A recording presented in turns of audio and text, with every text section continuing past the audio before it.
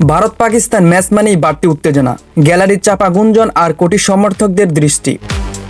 কিন্তু 2026 বিশ্বকাপের এই বহুল প্রতীক্ষিত লড়াইয়ে সেই সমান তালে পাল্টাপাল্টি আঘাত দেখা গেল না। কলম্বোর প্রমাদাসা স্টেডিয়ামে শুরু থেকে ম্যাচের নিয়ন্ত্রণ নিজেদের হাতে নিয়ে শেষ পর্যন্ত 61 রানের বড় জয় তুলে নেন ভারত। টস জিতে পাকিস্তান ভারতকে ব্যাটিংয়ে পাঠালেও শুরুটা অবশ্য ভারতের পক্ষে ছিল না। অভিষেক শর্মার দ্রুত বিদায়ে চাপ তৈরি হয় ভারতের দিকে, কিন্তু সেই চাপকে সুযোগে বদলে দেন ঈশান কিষান।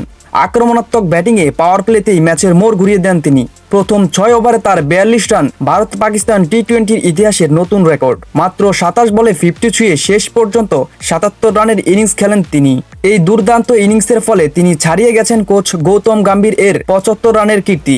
দুই দলের দৌড়থে সর্বোচ্চ ব্যক্তিগত রানের তালিকায় শীর্ষে আছেন বিরাট কোহলি, যিনি 2022 সালে অপরাজিত 82 রান করেছিলেন। দ্রুততম 50 তালিকায় কিষানের ওপরে আছেন শুধু মোহাম্মদ হাফিজ, যিনি 2012 সালে করেছিলেন 23 বলে অর্ধশতক।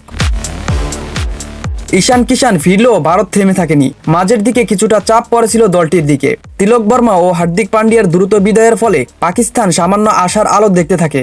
কিন্তু অধিনায়ক সূর্যকুমার যাদব ইনিংস ধরে রাখেন। তার 32 রানের ইনিংসের সঙ্গে শিবম ডুবের 27 এবং শেষ দিকে রিঙ্কু সিং এর ছোট কিন্তু কার্যকর ক্যামিও মিলিয়ে ভারত পৌঁছে যান 175 রানে, যা ম্যাচের প্রেক্ষাপটে ছিল বড় সংগ্রহ।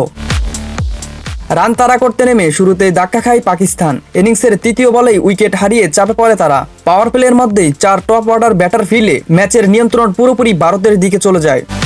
উসমান খান ও শাদাব খান কিছুটা প্রতিরোধ গড়ার চেষ্টা করেছিলেন, কিন্তু লাগাতার উইকেট হারানোর ফলে সেই চেষ্টাও ভেঙে যায়। 13তম ওভারে শাদাবের বিদায়ের পর ম্যাচ পুরোপুরি ভারতের দিকে হেলে পড়ে। শেষ পর্যন্ত 114 রানে অল আউট হয়ে 61 রানের বড় ব্যবধানে হার পাকিস্তানের।